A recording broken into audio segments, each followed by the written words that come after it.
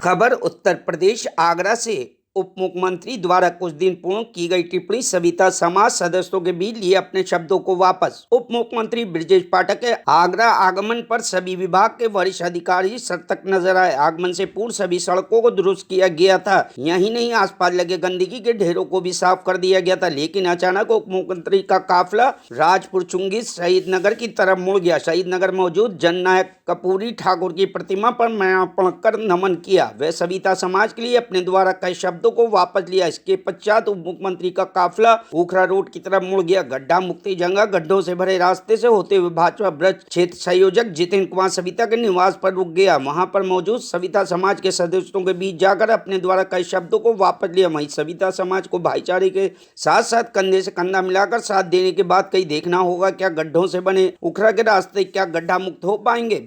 चुनाव के बाद हम आएंगे और बढ़िया जगह स्थापित करेंगे। समाज को राजनीति में भागीदारी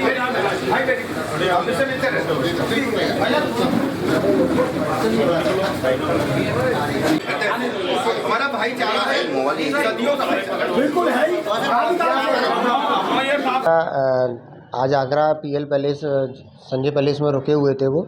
उनका सुबह प्रातः 7 बजे मेरे पास फ़ोन आया कि जितेंद्र जी जहाँ जैसे हो वैसे तुरंत आइए।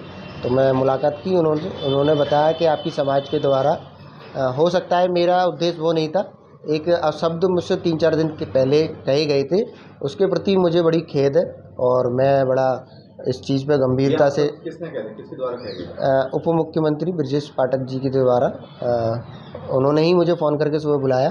तो उन्होंने बोला कि मुझे बड़ा खेद है आपकी समाज के लिए थोड़ा सा, और समाज का इतना सा विरोध हो रहा है, तो आप जैसे कहोगे वैसे मैं सार्वजनिक, और आप जैसे कहोगे समाज के मुखियाओं के पास जा कर के, किसी के निवास पर जा कर के, या जहाँ भी आप कहोगे वहाँ मैं माफ़ी मांगने के लिए भी तैयार हूँ, अपने शब्द वापस लेने के लिए तैयार हूँ। एक तरह से कहा जाए माफीनामा एक, हाँ, यही एक उद्देश्य था। तो यहाँ आगरा में अपनी 2 संस्थाएं चलती हैं, सविता समाज महासभा, सविता समाज सैन के नाम से। तो उन दोनों संस्थाओं के अध्यक्ष को मैंने यहाँ पर बुलाया, संस्थापक महोदय को बुलाया अपने निवास पर ही, और सभी संगठन के लोग भी थे दोनों समाज के।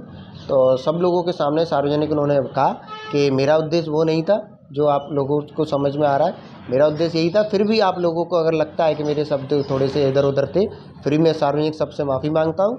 और समाज के हमेशा मेरे भारतीय जनता पार्टी के साथ उन्होंने काम किया है और उम्मीद है आगे भी करते रहेंगे। और सभी संस्थापक के जो थे अपने दोनों, उन्होंने भी कहा दिया कि ठीक है, वो भी संतुष्ट है, पूरा समाज संतुष्ट है उनके शब्दों से। उनसे जो गलती हुई उन्होंने माफ़ी मांगा। कहा कि कुछ दिन पूर्व नाई समाज के प्रति कोई अपशब्द निकल गया था, उस वजह से उन्होंने आगरा आकर श्री जितेंद्र सविता जी को बुलाया घर पर।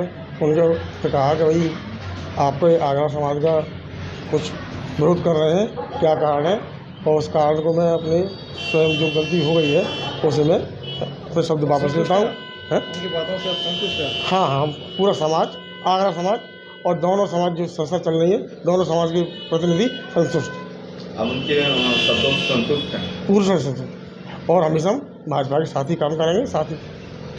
Bureau report, news hub Bharat.